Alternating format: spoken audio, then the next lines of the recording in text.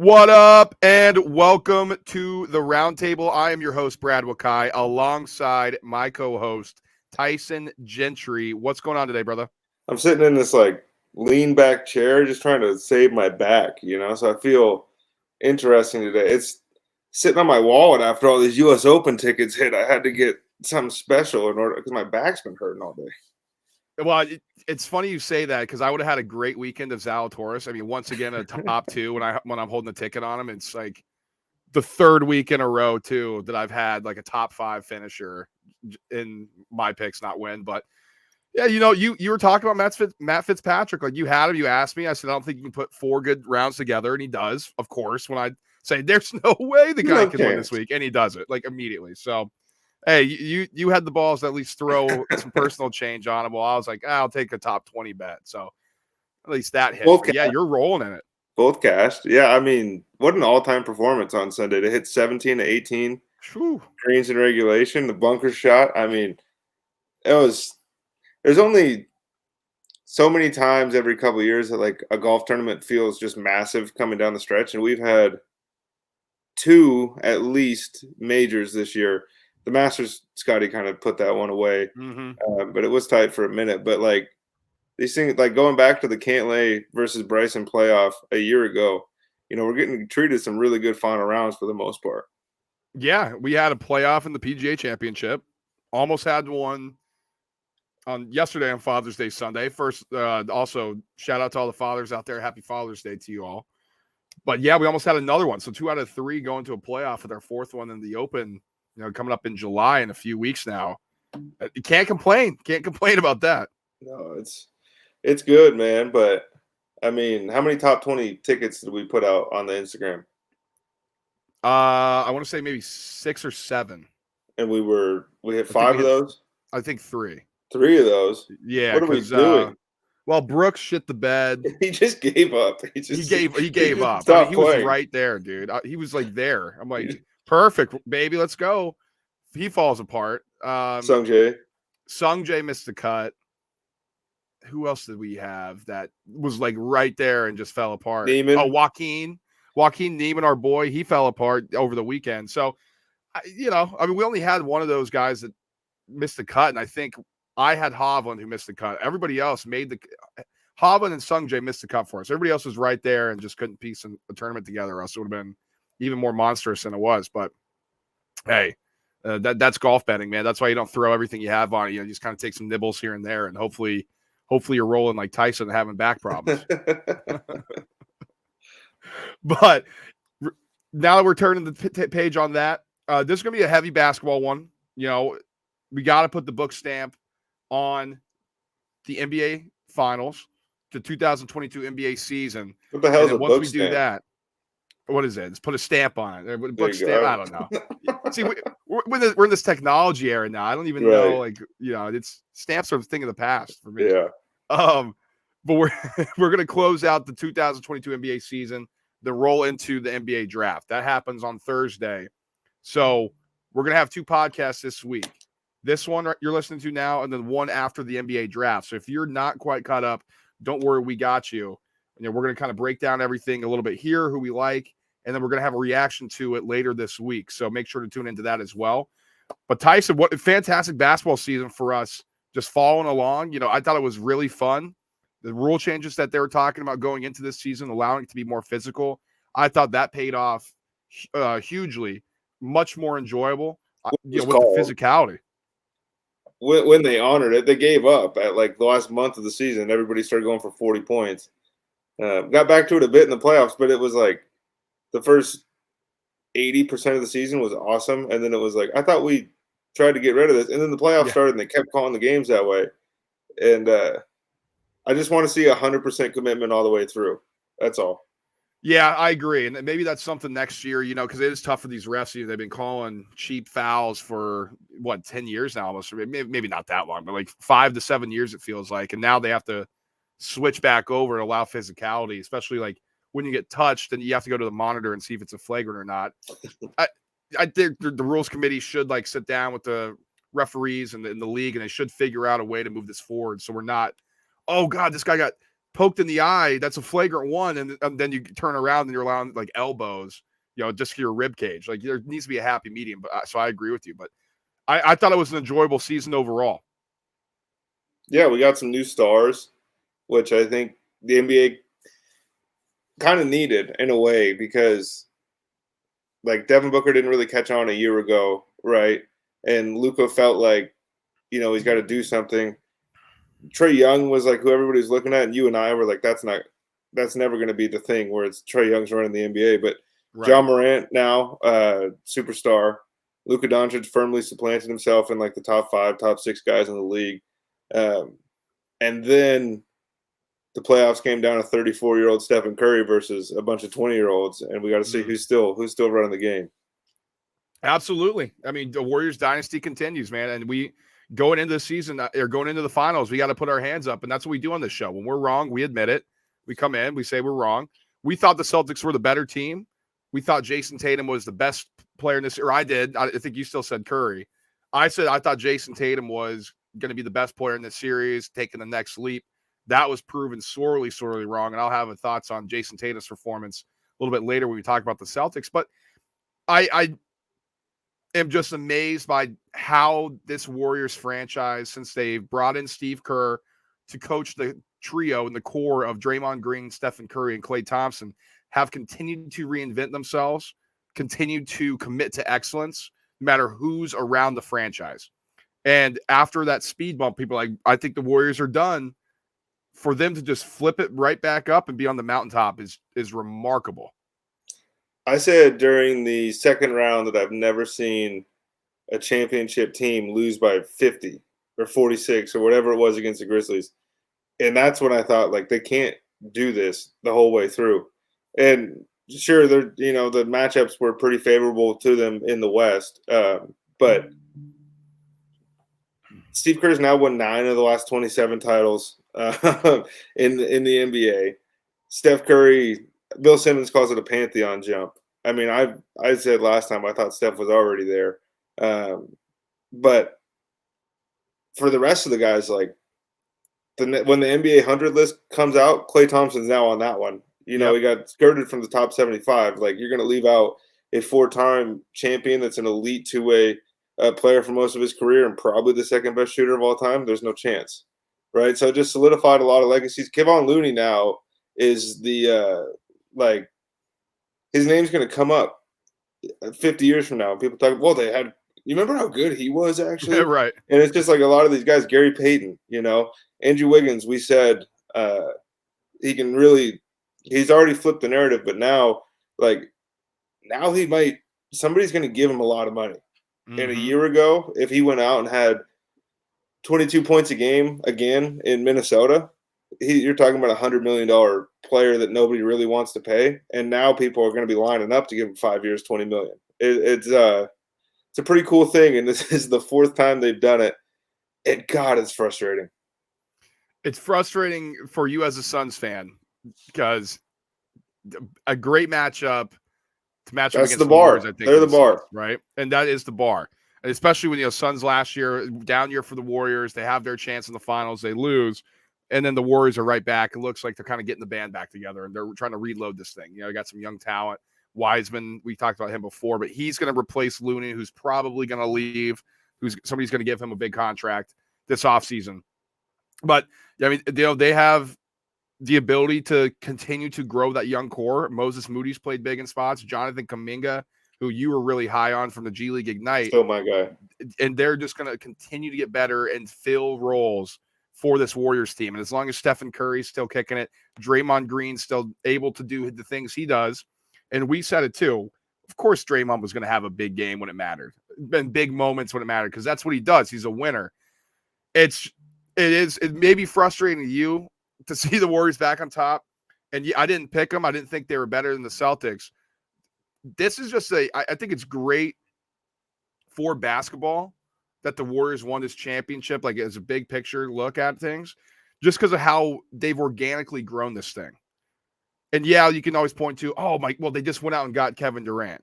So yeah, sure, they got one player and added to it, but they grew it from the draft up, and then they just started adding pieces. if you're a franchise, that's all you want. If you're a fan, that's all you want out of your franchise. You're not spending huge money on like the Nets do. Just get all these guys together, and you have no chance against anybody else who has any sort of depth in this league. You want to be able to have competent, smart decisions from your organization to put the right people in place to build an organic organization, and then go out and kind of some cherry pick some things from around the league that you need, like an Andrew Wiggins or previously like a Durant. Like, this is the mold of what you should be following and what your franchise should be following if you're an NBA fan. That's the type of, like you said, the standard that if you're a fan of a team, you should hold your organization to. And the KD talk is dead now, right? They won before, during, and after. Yep. So you want to take away the 2 they got during, they're still champions. Like, it's solidified on both ends. But I think the point you hit on, that's the scariest thing to me is, I think Jonathan Kuminga's potential is like defensive player of the year type guy that can also give you 15 to 20 on the offensive end. I think he can be really special, and I think he showed that in multiple moments this year. Jordan Poole looks like he could be a 25-point-a-night guy. Moses Moody looks like he could be a lethal 6-man if everything comes together for him. And you're still going to have Steph Curry. Yep. Like, Klay might fall off a cliff. Draymond might fall off a cliff. Steph is going to be there. I'm confident Stephen Curry can do 80% of he's going to age closer to Chris Paul than Darren Williams, right? He's already 34. D. Will was like out of the league by now, or he's playing on the Cavs or whatever. Yeah. But like, this team is going to continue to roll. It's like, how long does Steve Kerr want to be there? Because this is the best job in professional basketball, and it's pushing the best job in sports. These owners, Joe Lacob and co., just pay for everybody, go get everybody, leave no stone unturned, right? It's like they're calling on guys we didn't even know were available just to, and then the rumors come out. It's like LeBron James to the Warriors. It's like, well, no, but I'm sure they've probably discussed it internally, like what would it take, what we have to do, and that's why they stay great, and they're not afraid to make decisions that could. The trading for D'Angelo Russell, everyone was like, "What are you doing?" Well, that worked out pretty good. Right. They flipped them, got Andrew Wiggins and a pick. Right. Just guys like that over time, it's like nobody wants Gary Payton. But they're not afraid to be wrong. Where you have guys like the Kings who are so afraid to even make a move because they think they could be wrong that Marvin Bagley's the number 2 pick on everybody else's big board, so we're going to take him.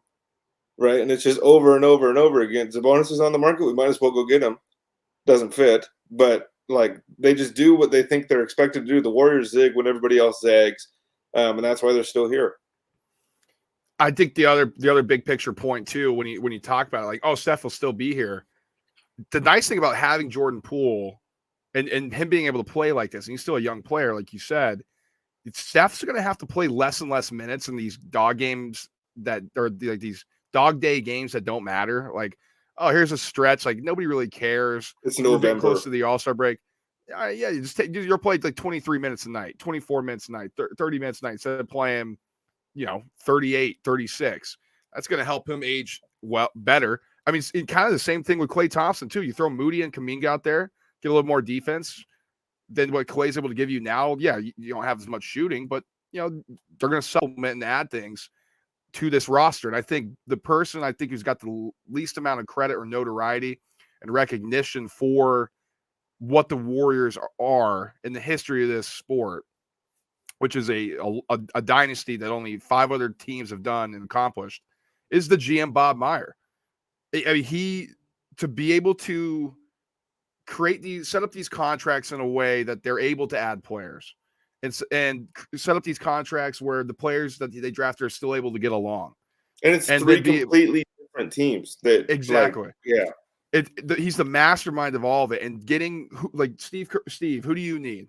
Like, who do you need to succeed now that so-and-so's gone, or now that this player is getting older? Okay, we need this type of player. Okay, I'll go get you a good one, whether it's free agency or we'll trust our scouts to get a good pick.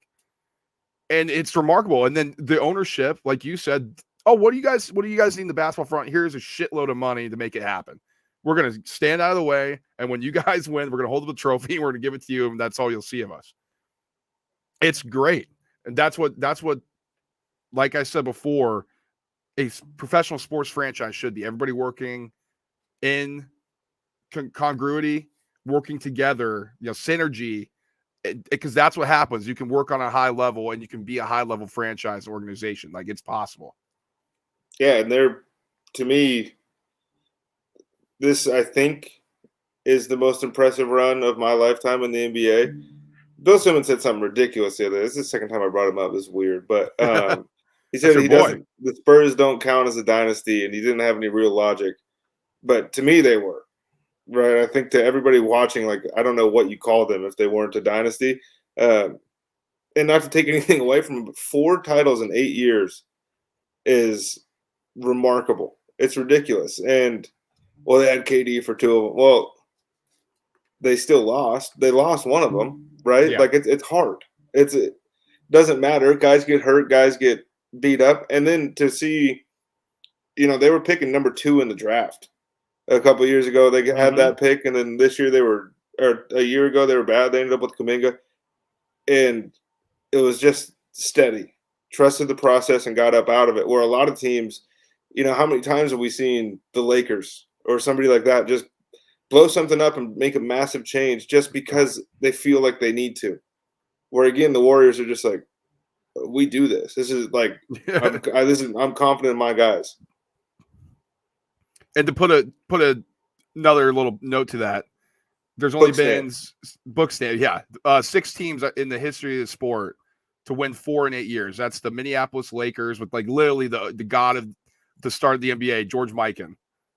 Then you had the 60s Celtics, right? Everybody knows that whole thing. Showtime Lakers, I believe. Then the Bull. Yeah, then the Bull. No, so maybe they're the 5th team. Am I missing something here? The 60s Celtics. Kobe only won 3. Yeah, they didn't win. I think they're only the 5th team to do it. That would make sense. And 2 of those came when there was like 8 teams in the NBA.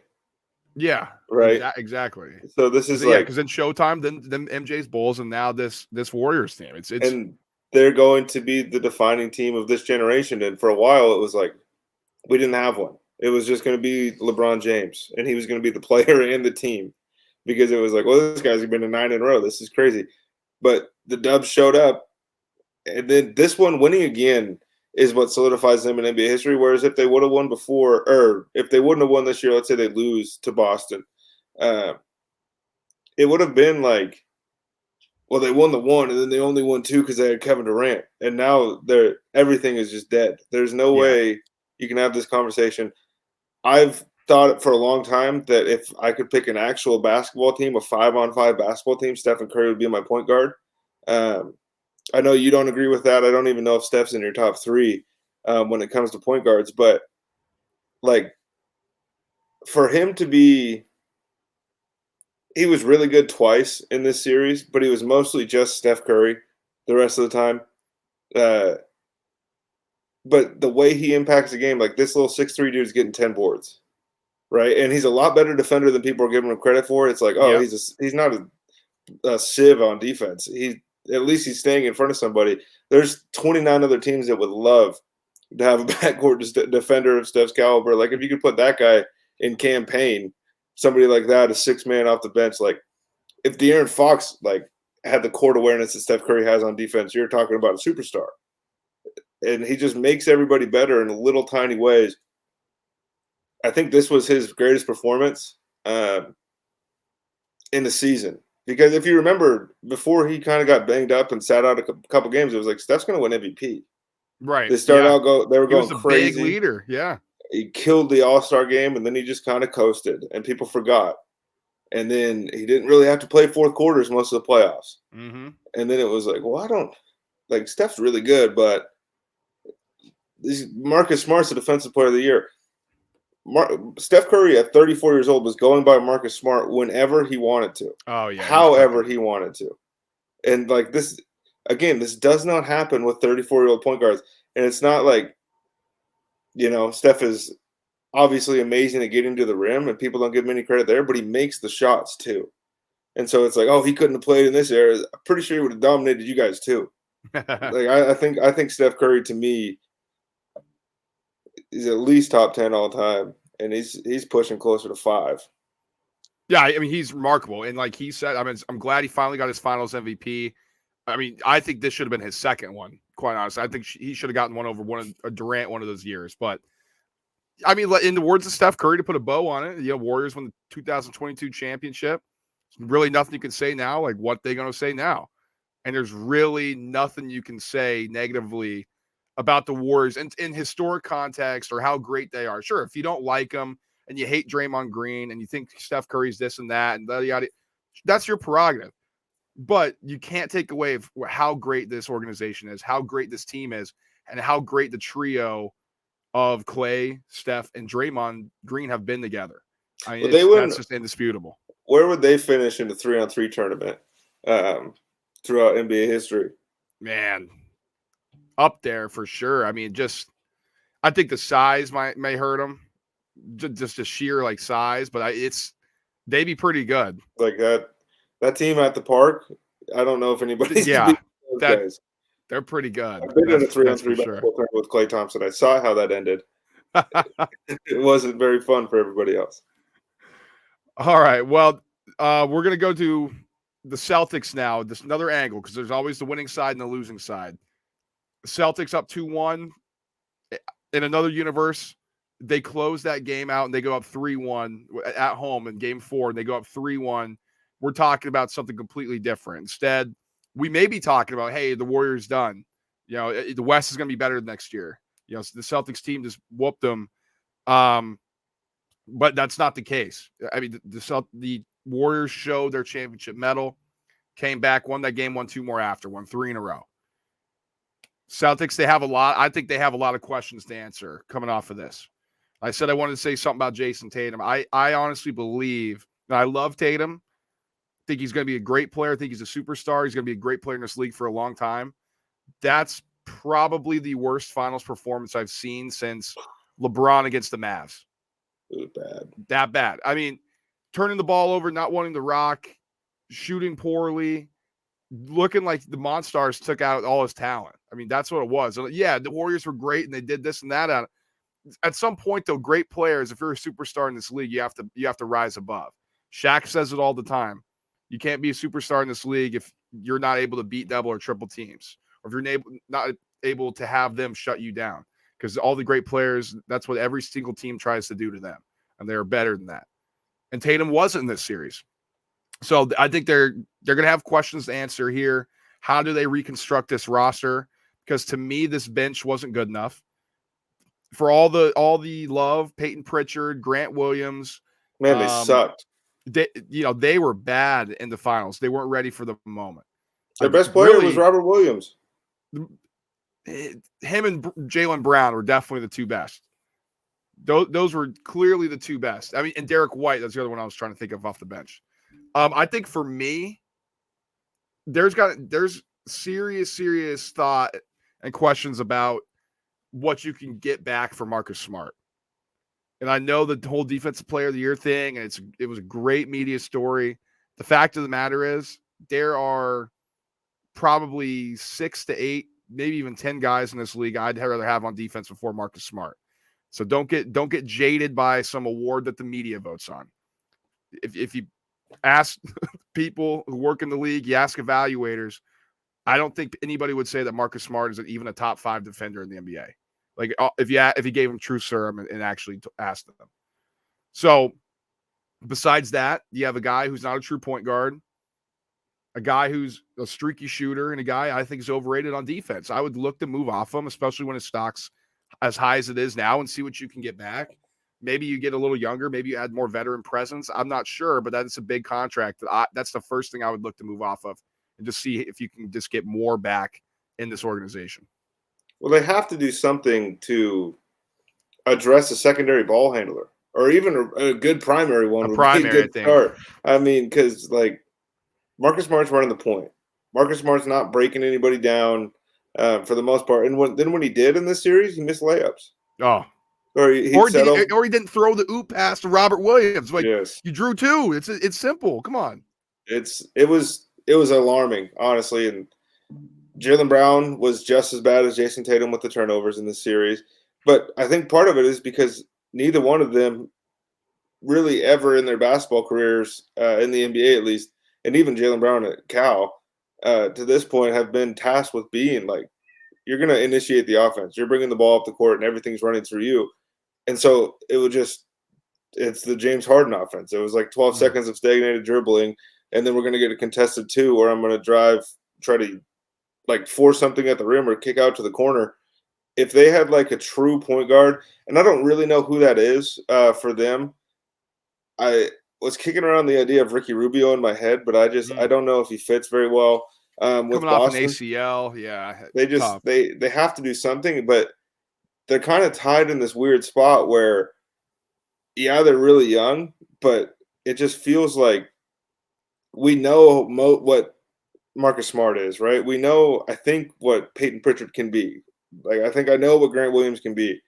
There's really only, I would say, 2 or 3 guys with untapped. Sorry, this cat's messing around on my headphones. There's like 2 or 3 guys with unlimited potential in the NBA. I think Jason Tatum's one of them, but he's got to put in the work, man, because this is like, it was embarrassing. Like, if I'm going to be honest about it, I thought there was no chance that this series was going to be because Jason Tatum can't get a bucket or can't pass out. Like, they lost because who we were heralding as the most unstoppable guy in the series, as far as getting his own shot, couldn't get his own shot. Yeah, He's getting locked down by Andrew Wiggins. He was getting absolutely gassed, and they need a secondary ball handler. And as much as I love Robert Williams, got to be a little bit more you can do from the post as far as offense, because when this team needed it, Al Horford can't really give it to you the way that you would like, especially what he was early in his career. You know, he can still be a nice complimentary piece, but that's all he is at this point. He's going to stand in the corner and probably shoot threes till the day he retires. They have nobody they can go to the block to except for guards. And when Marcus Smart is your primary post-up option, you're in bad shape, man.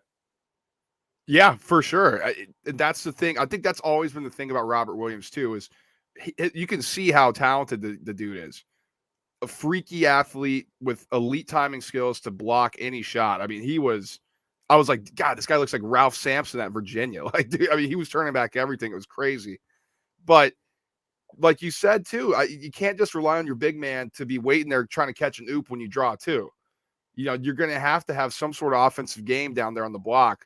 And Mark Jackson was like, I don't know why they're not throwing into Williams. I'm like, because he doesn't know what to do when he gets the ball down there and he's not in motion to dunk something.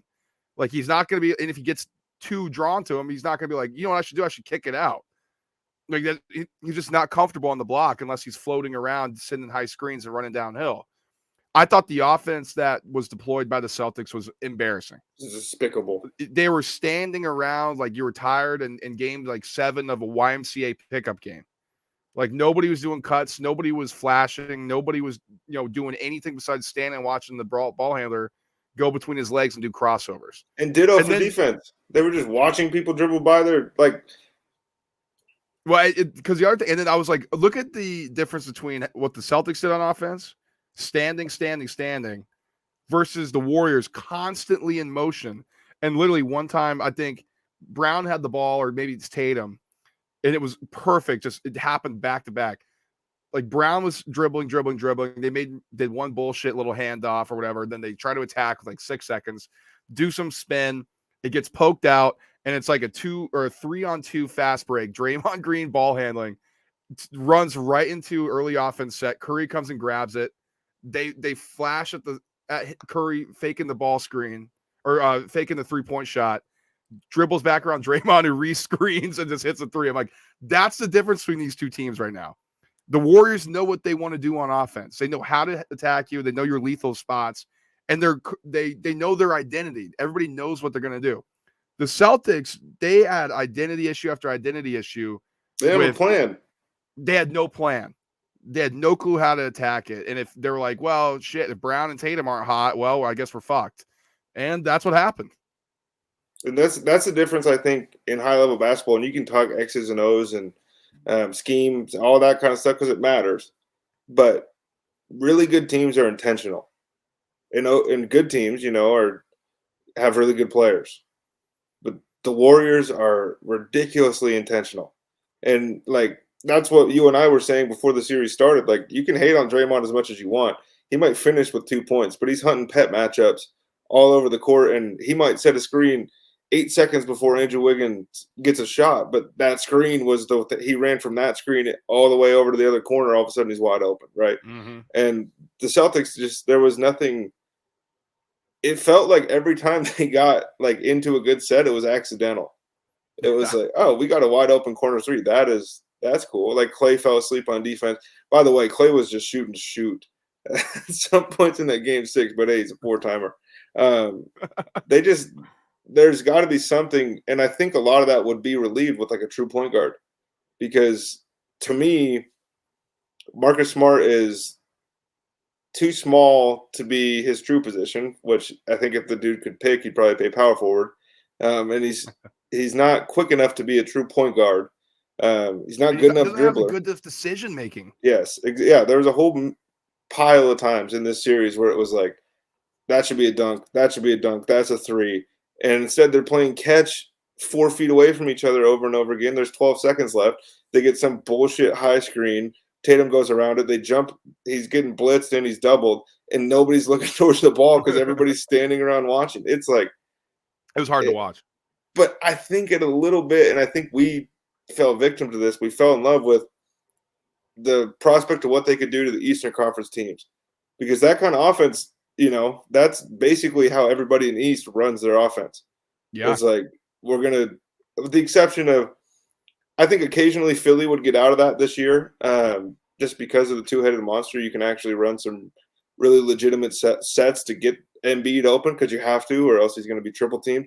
Mm-hmm. But you go to Miami and they're the big bad wolf of defense and all this stuff, but stand in the corner long enough, somebody's getting an open three because somebody's cheating, and that's just the way the East goes. And the West is, outside of Dallas, it's a fast-paced, really hunting for good looks. And I think that was the difference, is like Boston still doesn't know how to score in the playoffs.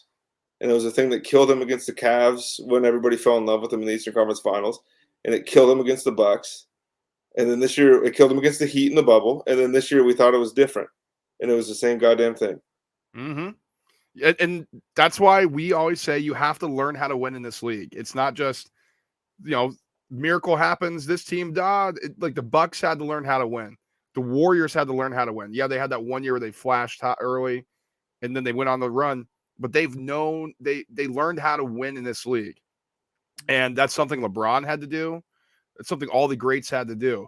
And we're not just saying that just because like, oh, it sounds good. Like, yeah, it sounds good.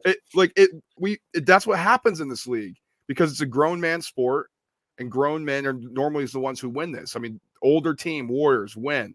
LeBron James, why does he want older players on his team? Because they win, because you can't have 18-year-olds running this league. It's not how it works. It's a league for grown men who have been there before and know what it takes to get to that mountaintop. When you spend all your time building a team on 2K of guys under 25 years old, and then you get 50 first-round picks, and then you think, well, why doesn't this work in real life? It's because if Shai Gilgeous-Alexander and all those guys were running your team, you'd be the 6th seed, and you'd get your ass kicked by a LeBron-led team or some the Warriors, something like that. Like, Memphis was really fun.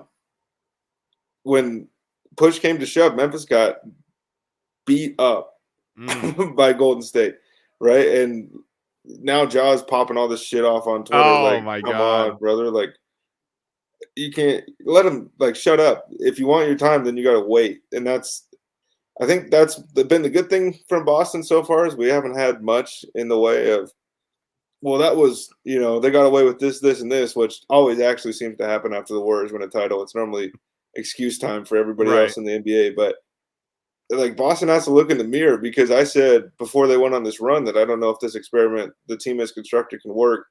It clearly can, but, like, we know the floor now is going to be top 5 seed in the East probably, but you need a ceiling raiser. And sometimes a floor raiser is a ceiling raiser. It doesn't have to be a flashy pickup, but something small. Like, if this team had Malcolm Brogdon, this team has a ring. Oh, my goodness. Like, it's just like Malcolm Brogdon over Smart, like, replace them. I mean, on offense, I would take that 100%. I don't know how it would work all the way around, but Right. But it's like DeJounte Murray doesn't get any love from anybody. If I this love if this that dude's kid. on the Celtics, it's a 4-0 nothing. It's crazy, and I'm not saying they're going to go out and get those guys because those guys are better than what I have in my head, but there's a lot of veteran point guards kicking around the league right now that I'm sure would love to go take the pressure off Jason Tatum, take the pressure off Jaylen Brown. Boston has to find him, and then Boston has to find the money to be able to pay him. Absolutely. Absolutely. So, Celtics have a lot of questions to answer, that's for sure. We got to put the stamp on 2022, but the offseason is going to roll. I mean, it's getting started. So, there's been a couple rumblings here that we want to do and we want to discuss a little bit as we get ready for what's been an absolutely crazy summer in the NBA for the past 3 years. Like people leaving It doesn't this sleep, and that. man. It doesn't sleep. It's a soap opera, that's for sure. But we're going to give you a little kind of news of what's going on right now as we get ready for the offseason before we finish with a little NBA draft preview here. So, I guess the big one right now that really everybody doesn't know what's going on is that there's some rumblings that Kyrie Irving now wants to explore free agency. He wants to be out of Brooklyn. He's not, maybe he's leaving his buddy KD. Like, I love Kyrie. I think he's a crazy good talent, but holy shit, dude, this guy can't make up his mind about what he wants to do. This dude You know, sucks. it's God, man, is he just like he's got to be so exhausting to deal with? It's unbearable. It's exhausting to watch from the outside. I couldn't imagine. Like this dude is going to go down as one of the bigger what ifs, I think, in the history of sports. Like, has Kyrie even reached his full potential? I don't think so. I don't And know. I It's don't. crazy to say that too. Well, his full basketball potential. I think Kyrie Yeah. has. He would lecture me for a while about his actual potential in this world, but like the dude's a martyr for people that don't need one. And he chooses that role over and over and over again, alienates himself from all media, and then acts like the media are the bad guys. Helps to build this thing in Brooklyn, and then helps to break it down from the inside. His doing, right? It wasn't like I'm sure James Harden probably isn't the easiest guy to work with in the world either, and I don't know if they had beef, but like if I'm James Harden, I came here to win a ring, and you don't like what? I'm out. I'm Yeah. going too. I gotta leave, man. I want to go win a title. Um, and 2 months ago, he was talking about how, like, basically talking as if he was part of the front office, right? How him and Sean and Steve are going to build this thing. Mm-hmm. And now he wants out. It's I think the bigger reason that Kyrie Irving might want out, what if Kevin Durant wants out too? well, you're going on your whole conspiracy theory thing you got here. But I'm being Tyson, serious. If you're Kevin Durant, like, I don't know where he goes, obviously, like, but this your plan was to play basketball with Kyrie Irving in Brooklyn.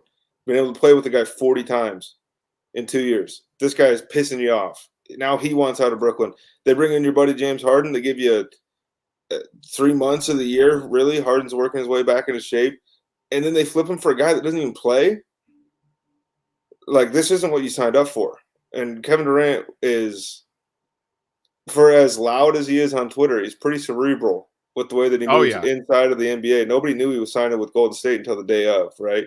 Nobody even knew he wanted to go out of Oklahoma City until like a week before he ended up in Golden State.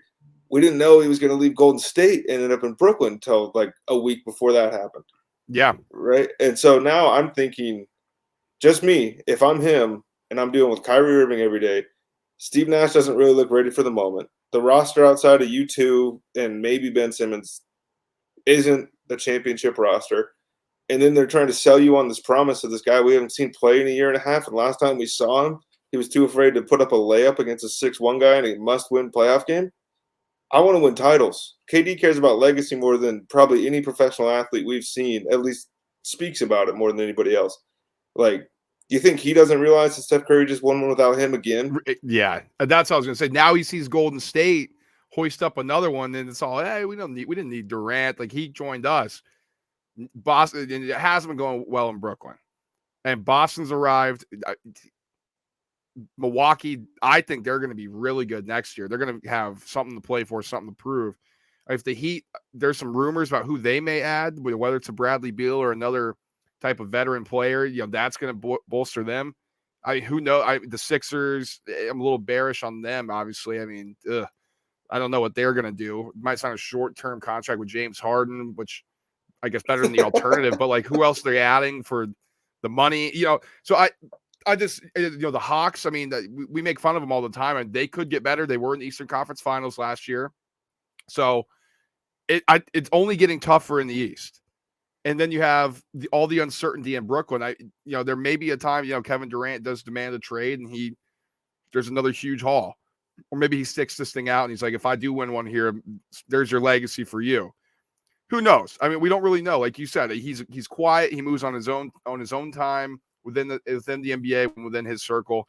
Kyrie Irving, we're saying, oh, Kyrie wants out. Who knows? I don't even know if he knows. Nobody knows what he's thinking. He may have just woken up today and he's like, oh, man, it was a little too humid. It was a little too humid in Jersey. I may want to go back over here. Mercury was in retrograde, so Kyrie was moody today. Something crazy like that. But that's the big thing going on right now. Kyrie Irving may want out of Brooklyn. And if that does happen, though, I will say there will be suitors for Kyrie Irving. Oh, there'll be 29 of them. For as much as last time, nobody wanted him after he left the Celtics, right? And then he gets to pick where he wants to play because everybody in the world wants his. He's all world. Like this dude is like he's. They not really have a comparison throughout time, but like if you could go back and get like Allen Iverson coming into his prime years, you'd probably try to do it too. Oh, absolutely. Other NBA offseason kind of rumblings. DeAndre Ayton. Do you have any update on that, Tyson? I know you've been talking about him a bit. Like you said, you think he's gone. I heard that as well. But any other update on the DeAndre Ayton front? Well, there was a rumor that him and Devin Booker got into it, and Monty Williams sided with Devin Booker, and that was kind of what sparked this whole thing. Now, you know how NBA rumors are; they could be completely unsubstantiated, or like somebody knowing DeAndre Ayton, he told somebody that in an Xbox party, right? And then that came back to him because the dude is a child. They were literally worried about he's playing video games too much. It's like, go practice, brother.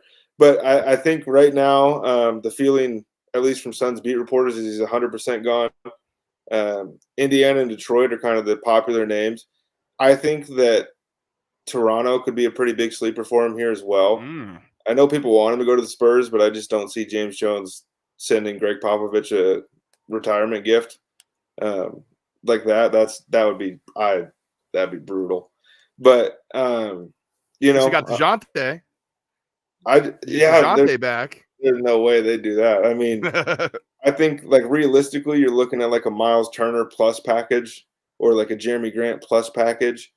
Ayton certainly has some stank on him right now, which a year ago with the Sabonis plus trade on the table and the Pascal Siakam plus trade on the table, I think hindsight's 2020, but even at the time, it was like this dude's value was never going to – he just shot 70% in the finals. Like, if you want to move on from him because you don't think he works hard enough, do it now. Now we're a year down the line, and all anybody in Phoenix is talking about is how they can send him and Cam Johnson and a handful of stuff over to the Nets for Kevin Durant. And it was like, well, could also probably play in the NBA championship if you pulled the trigger on an Ayton trade a year ago. So I think realistically, I expect him to end up into Indiana or Detroit. I think we'll know more after Thursday. Yeah, obviously, NBA draft kind of like kicks off, what's going on in the NBA offseason. So some key dates before we get into the NBA draft itself, I'll just read off real quick. June 29th, last day for a team or player option to be exercised. That's huge. That's coming up here soon. So if it's a player option, they can opt in and you have to pay them. They can also opt out, test free agency. So it could be a Brad Beal situation. Levine, that's something as well. And team options, if they hold on to the player, they release them, restricted free agent offerings as well. As and that's also the same day, the last day for a player to receive a qualifying offer. So it's going to be coming quick when you're like, holy shit, this free agency class is solidified, because literally the next day, June 30th, free agent negotiations can begin. I put that in. Yeah, they started a month ago. They're starting it now. July 6th, free agency officially begins. Teams can sign free agents. Trades become official that day. And offer sheets. The clock starts there as well. Let me see if there's anything else. Training camp's October 4th. So you got that window, and then we're back in training camp in October. So really, really June and July, or kind of late June through July, you're going to have some craziness. So that's going to be the soap opera time period here. And everybody out there that was worried you were going to have to get locked into baseball because nothing else is going on. First of all, baseball's fun to watch. Watch it. But the NBA is going to, again, take over. I mean, we're, 2 days out from the end of the season, and already we have – look, dude, if Ben Simmons, James Harden, and Kyrie Irving didn't play in the NBA, it'd be a lot calmer place. But they're all here. Right, so this is the third offseason in a row we got Kyrie drama. It starts early and it doesn't sleep, and the name of the game in the NBA is somebody's going to become available. We just don't know who. They just don't know who. It'll pop up. We'll see. The trades. We already had one. Christian Wood traded to the Mavs. Good piece for Luka Doncic, and Houston basically asked for like a used napkin back. Like I don't know what the hell they were thinking. They gave Christian Wood a lot of money to trade him for the 26th pick in Boban. Yeah, pretty surprising there. So we'll see some head scratching stuff with these very competent ownership groups across the league here. Yeah. But all right, let's talk NBA draft, Tyson, because that's coming up Thursday. You and I have been doing NBA draft stuff for a long time, and we haven't done one as in depth in a while here.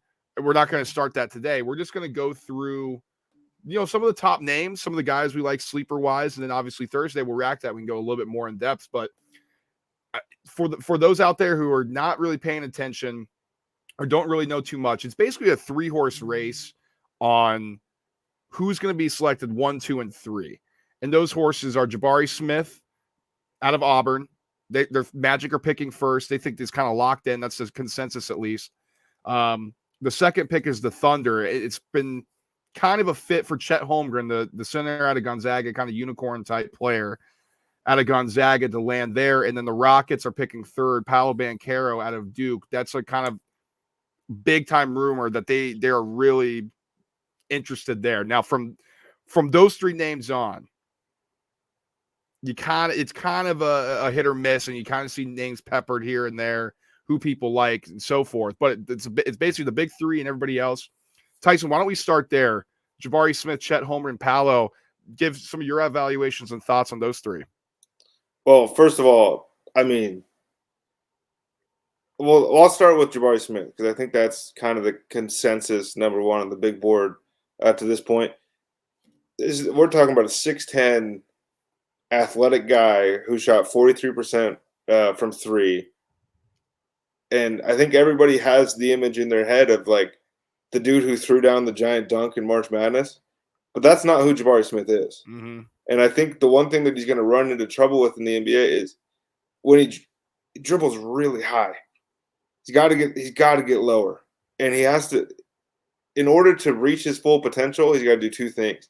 He needs to be able to get into the lane and finish consistently, but he's got to get better at rim protection because I think he's going to be put kind of as the backline of a defense. If he goes to Orlando, it might not be that big of a deal for the first couple of years of his career because they're going to be horrible anyways. But like for this dude to be, Bruce Pearl said he's the best player he's ever coached. He said he's the best player I've ever seen, I think, is what he said. And I think Jabari Smith certainly has that potential, but he's almost being talked about as like, this is like, would you not take Kevin Durant? It's like, well, there's massive differences here between these 2 players. I think Jabari Smith can be special. I think those things are being kind of overlooked because, I mean, the dude, he's going to light it up. Like, he's going to be a really good scorer.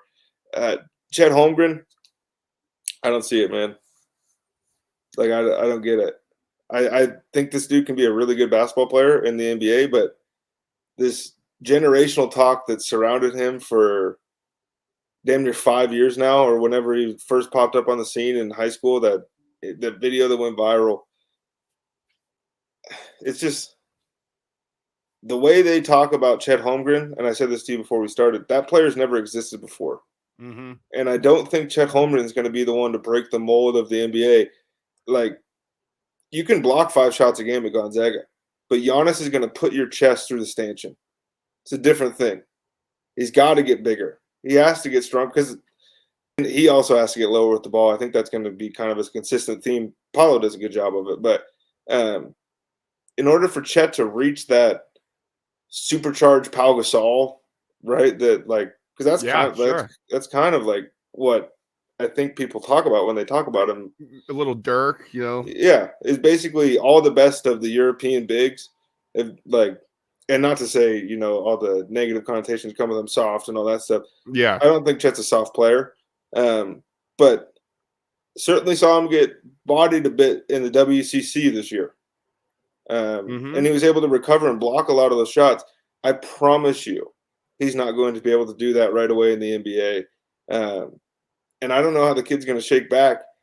I think he's mentally strong. He was good in the NCAA tournament after the first half of the first game, kind of turned it around. But I mean, Memphis, same thing too. They came right at him. Yeah, and I think if you're not inspiring fear, Jabari Smith scared people in the SEC. Paolo scared everybody in the country. And let's get into him. To me, this is the best dude in the draft class. I think Banchero. I don't know, man. I think he's the most naturally gifted scorer I've seen in college basketball in a while. And I know we've had some really good ones come through, but like this feels different. It felt like a NBA player on offense, and I think the one thing people don't give him any credit for is like we're talking about Jabari Smith being a plus athlete, and we're talking about what Chet could be.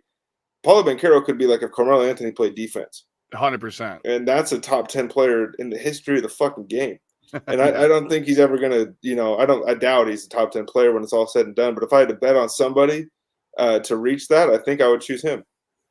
Yeah, I love the evaluation. We did a little bit, but I wasn't sure where you stood on these three guys. So I love that. I mean, I'll stick with Banchero. I mean, he's my number one on my big board.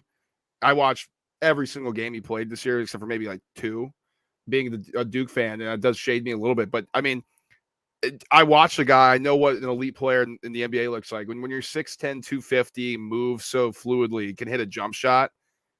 What else are you looking for in the new NBA? I mean, he can play on the wing, he can get into the lane, and he's built like a fucking truck, and he's 18 years old. And he knows how to play. Yeah. Like that's the biggest thing. Really polished. Versus these other two is like his shot selection is going to improve because it has to, right? The dude, like he's never met a shot he couldn't make, so he's taking everything.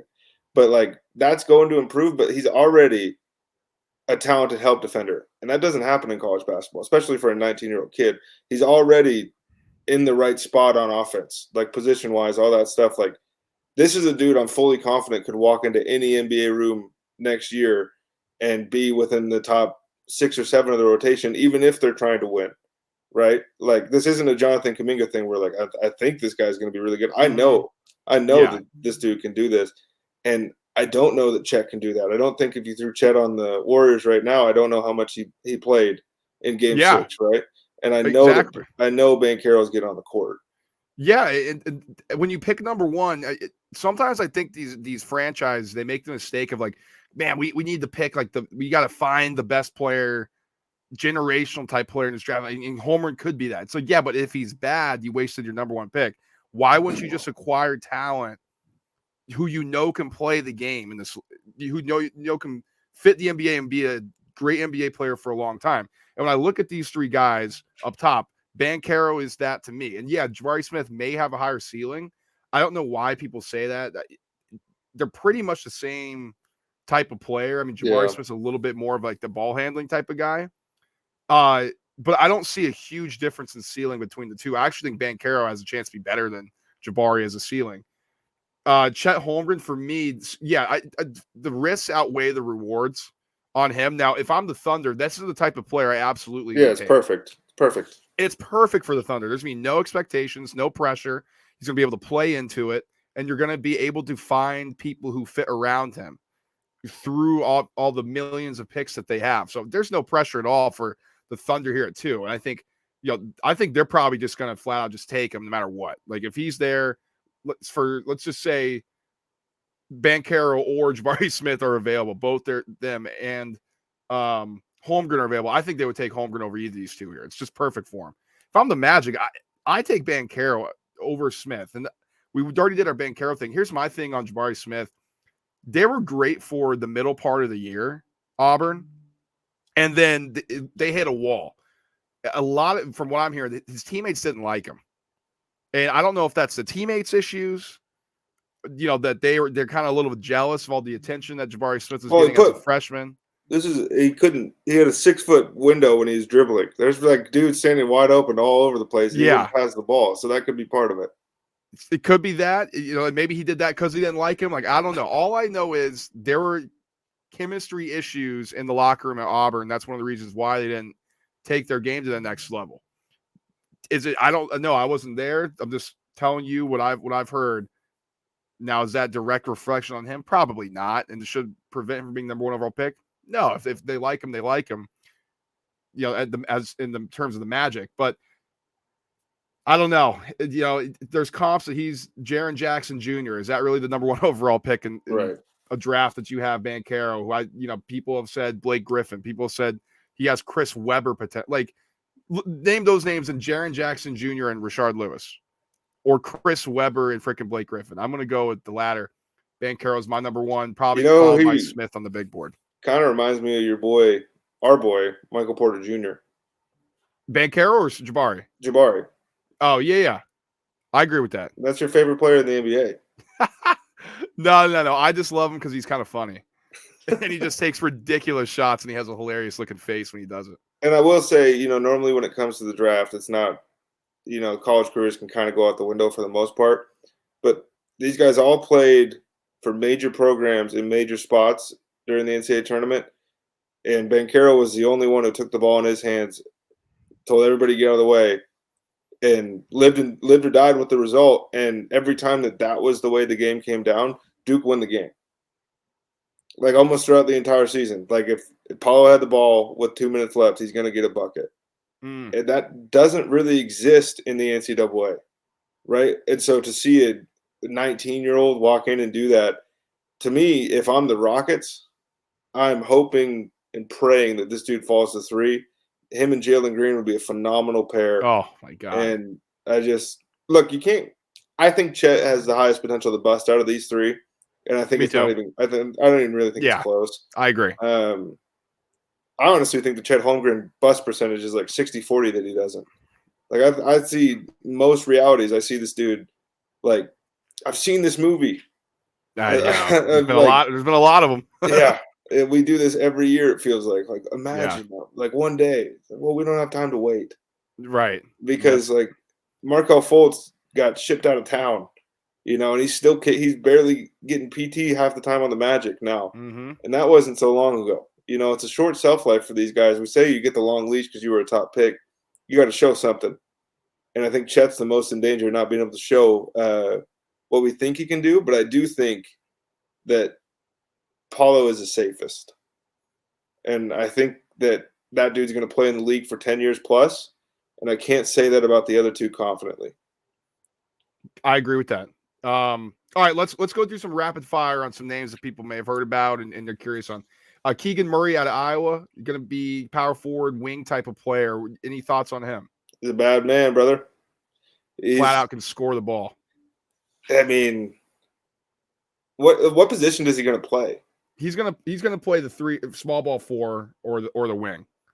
And this is another one of those dudes unranked in high school, right? They show up every year, and this dude, to me, all he did at Iowa was work, and he put the ball in the basket. He shot like 40% from three, blocked shots, got rebounds, and again, his give a shit meter, I think it might be the highest in this entire draft class. Like, this dude plays to play.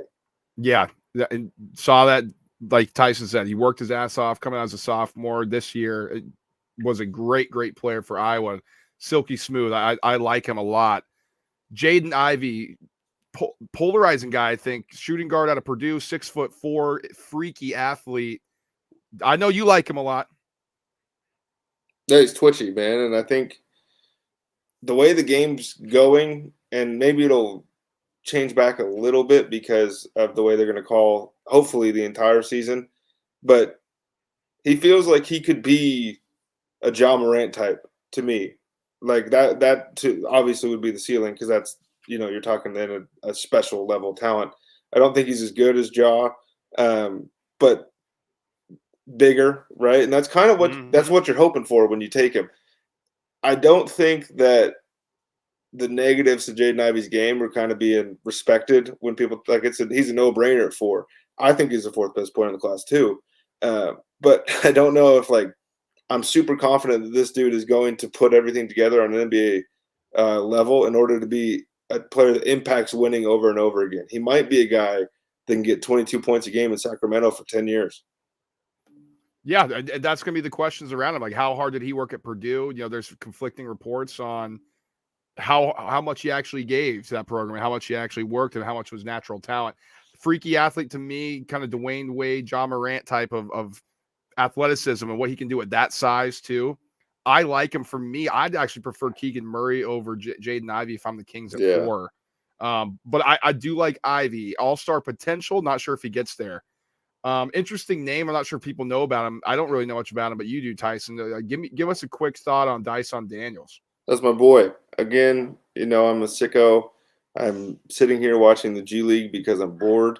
Look, man, he's a 6'6" playmaker with lockdown defense. And I think in the draft we get tantalized by these guys that could be. I think it's worthwhile sometimes to sit down and take a guy where we know what he is, and if he grows, because the dude can't shoot. I think he shot 50% from the free throw line or something like that. 25% from 3. But there's always a rotational guy on a good team that just plays defense and knows how to play basketball. And he plays defense and knows how to play basketball, and he's 19. He's a talented playmaker. He's locked down on defense. And I just think that there's a home for guys like that in the NBA. And honestly, this class to me is filled with so many what ifs that if I'm sitting there at 10 and I want to if I'm Portland or I'm New Orleans and I shouldn't really be at 10, right? I want to be in the playoffs. This is a guy that can come in and play for me. Whereas you go down, you take Ty Washington or something, you might have to wait 3 years for somebody to put it together. Going through here, AJ Griffin, another name out of Duke that been polarizing name here. People are worried about his injury history towards his ACL in high school, but dude's 6'6" with a 7-foot wingspan, kind of fits that 3-and-D mold that they're looking for. Really great sharpshooter. I think he's going to be a good NBA player for a while. Type of Wes Matthews, he reminds me of a little bit. Gary Trent Jr., kind of a little better on defense, I think he'll get to. But I like AJ Griffin. I think he's a top 10 player to me. Yeah, he's so rigid. With the way that he shoots the basketball, I mean, the dude's knocked down. But I just, the entire season watching him is I just want this to be a little bit more free-flowing. Yeah, it looks more fluid. I agree. If he can do that, maybe that's him still working back from an injury, because I think he hurt his ankle too. Or it was his knee and something else. I think he got hurt again. But, you want to talk about a home run swing.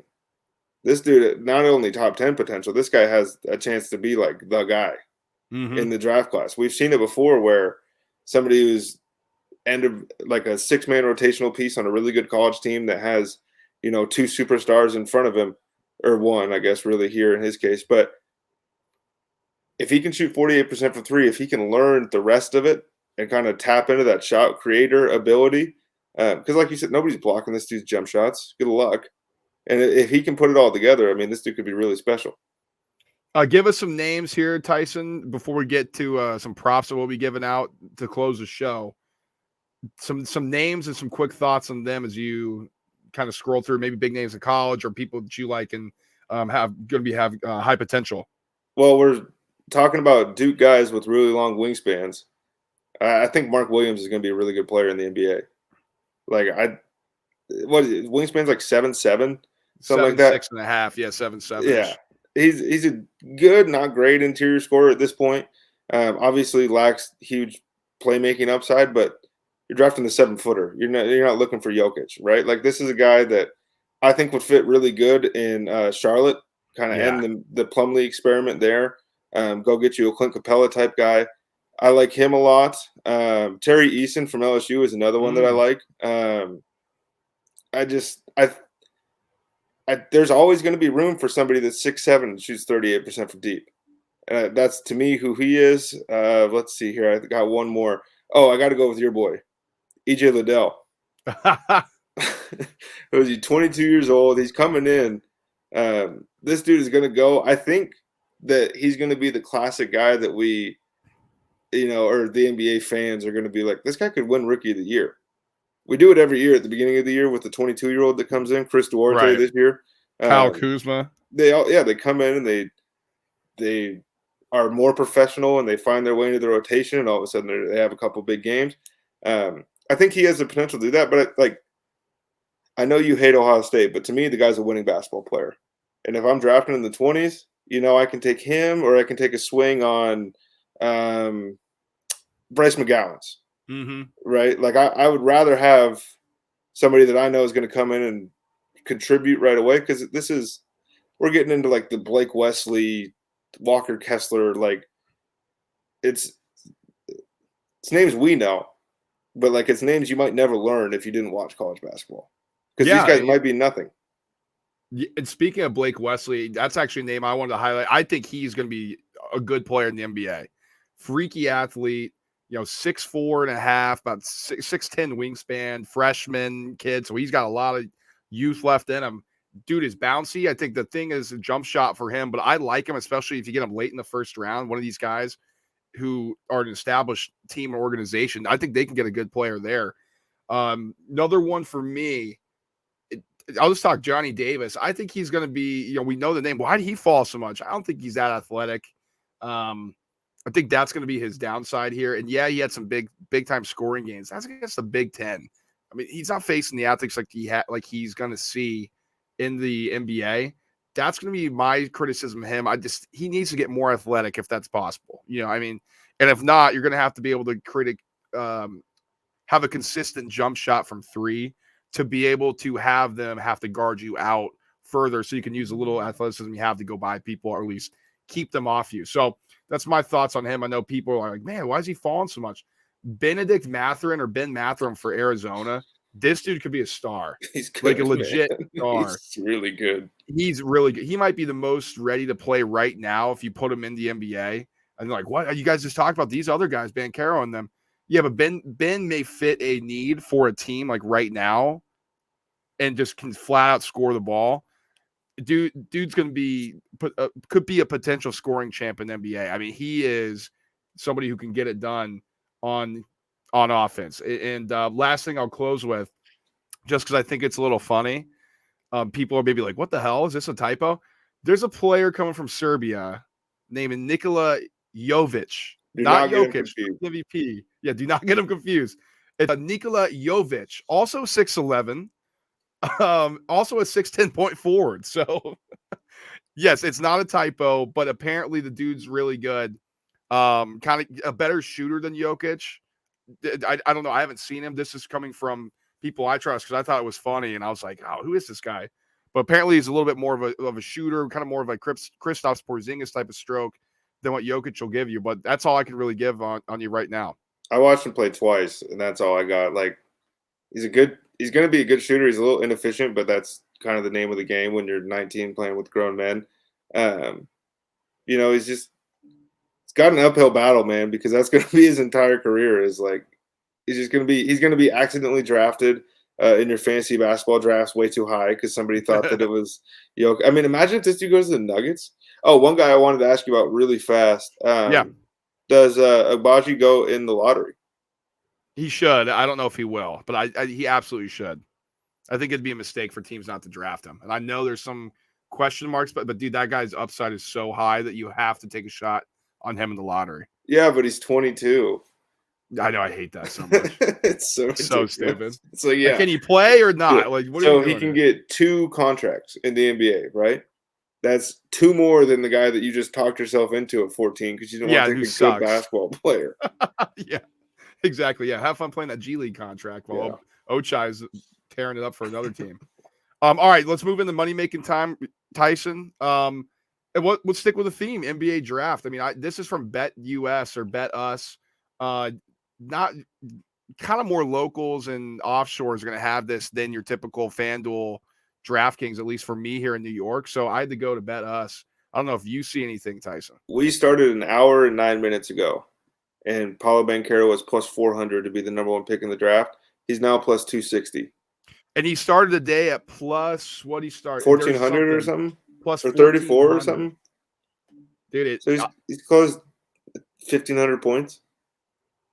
If you can do it, I would at least throw it at something on him. And, you know, maybe it's some sharp money. Maybe it's some of the public just saying, why not Banchero? I know him. I'll throw some cash on him. You know, but that's a lot of steam move. It's a lot of movement. So good point out on that, Tyson. So if you're listening to this tomorrow, I mean, get it in before the draft starts. If you like him, go one. I'll just throw some out here real quick, Tyson, for you, and we can kind of go through it because these are pretty popular here. Ben Mathurin over under 6.5, juiced under minus 140. And for those out there, like, what do you mean? So it's at 6.5. Under would be 5, 4, 3, 2, 1. So one pick in the draft, second pick, third pick. Over is 7, 8, 9, 10. So what do you think? Where do you think Ben Mathurin goes? That's tough because I think he's a top 5 player in the class, but I don't know how he fits in Detroit. He's picking 5. Mm-hmm. I don't think the Kings could Kings and take him at 4, but I don't think that's going to happen. You say 6.5? Who's 6? The Pacers? Yeah, but they're probably more interested in like Bradley, I'd imagine. Somebody's gonna go get this dude. I think this I would guess under, just because I think that he's a lot closer to Ivy than he is to everybody else kind of in the guard class. The dude just, I mean, everybody missed Gilbert Arenas once. Yeah, right. Here's an interesting one on your boy. I think under, actually, for Ben Mathurin. I think there's gonna be trades. I don't know. He doesn't really fit in Detroit or Indiana. Like, he can go to Indiana, really. I guess. Yeah. But like that's tough. I think somebody's gonna go up and get him, like you said. Somebody's gonna make a trade. Jalen Duren. This is interesting. Big center out of Memphis. Kind of seems like he's a little archaic in terms of kind of what teams are looking for now. Doesn't really have a great low post block, but upside's huge. His over-under sitting at 10.5, juiced over at minus 125, under at minus 115 here. I would go over. I think like the absolute top that I could see him going would be the Knicks to just do it again. Just take Mitchell Robinson one more time. Like, I get it. I do. I mean, I guess Mitchell Robinson is a free agent this year. I just looked that up. But, look, he's an athletic shot blocker. He can score a little bit on the inside. But there's a lot of those, like, right now, he's a lot closer to Christian Coloco than he is to the guy that we think he can become or the guy he was supposed to be out of high school. But he didn't show me all that much throughout the year besides the things I already knew he could do. And I think that's kind of what happened to Memphis basketball. I think all those guys kind of did that. But I mean, you're talking about a top 10 draft pick. This is like, you know, this dude could be a home run. But again, like, how many guys with his archetype just played well in the playoffs? 3 for playoff teams? If that even. And like, so some of the places I've seen, Blazers at 7, which is interesting. That suck. They can't do that. Man. You got Pelicans are at 8. Pelicans are at 8. They don't need them because they have Jackson Hayes and Jonas Valanciunas. Spurs at 9. I don't know if he fits there. He can't score the way Pop would want a big to be able to score.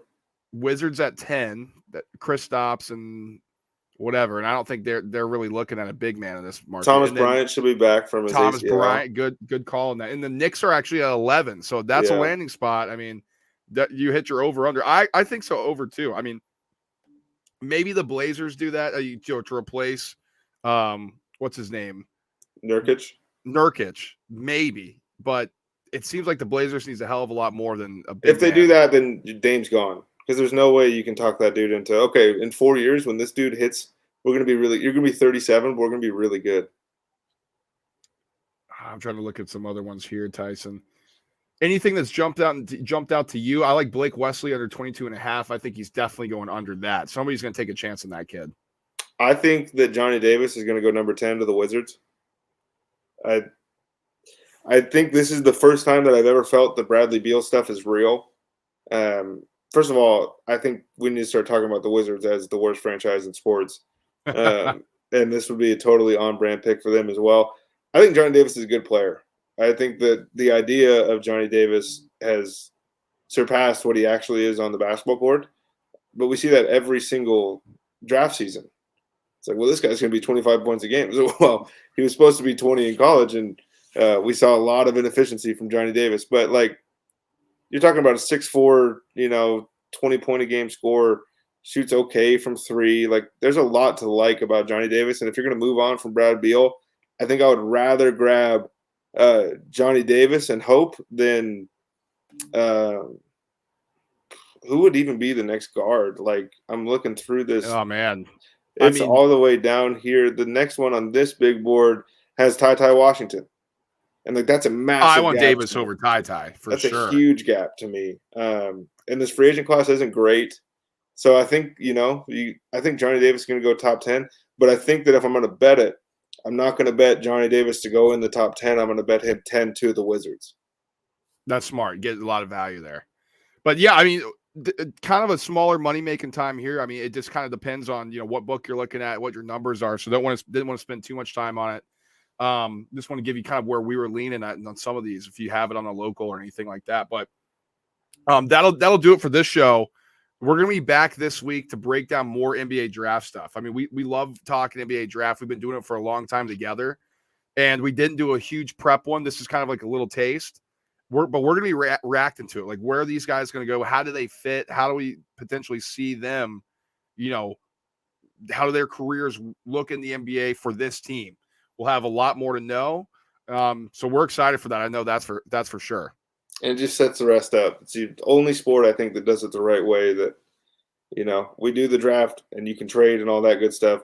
And then we do free agency, right? Where everyone else is like, let's go do free agency. And then if somebody slips to you, that sucks that you paid $70 million for a receiver and they're sitting there at 10. Like, should have been smarter than that. The NBA, we eliminate all that. And it certainly makes things clearer. That's for sure. So as always, guys, we appreciate you listening to us today. Like, subscribe, and share. We always appreciate the support, especially if you get the word out and you share it with all your friends. On Instagram, social media is doing pretty well. We've been posting more content out there. If you're following along with any of our golf stuff, we had it all over our Instagram. That handle is @_the_roundtable_pod_. TikTok, we got some more short content there @_the roundtable_pod_ as well. And interact with us on Twitter @TRT_pod. Anything else, Tyson? Closing remarks you want to give the people? No, I'll see you on Thursday. I think we're going to hop on after the first round of the draft, get to it. Look, the NBA always does this to us. We're like, there's going to be trades. Like, something cool is going to happen, and then nothing ever happens during the draft. If anything, the trades will go down tomorrow, and it'll be like pick 22 for TJ Warren. Like, that's just like the nature of the beast. In the NFL, we get some cool ones, but it's a sign and trade thing, right? Like, if Aiden was allowed to be traded on Thursday, I'm sure we'd see more. But by then, Kyrie will have retired, and it'll be a whole thing. Exactly. So we'll be back. We'll be back Thursday, recording an NBA draft reaction show, which I can't wait for. But until then, guys, peace.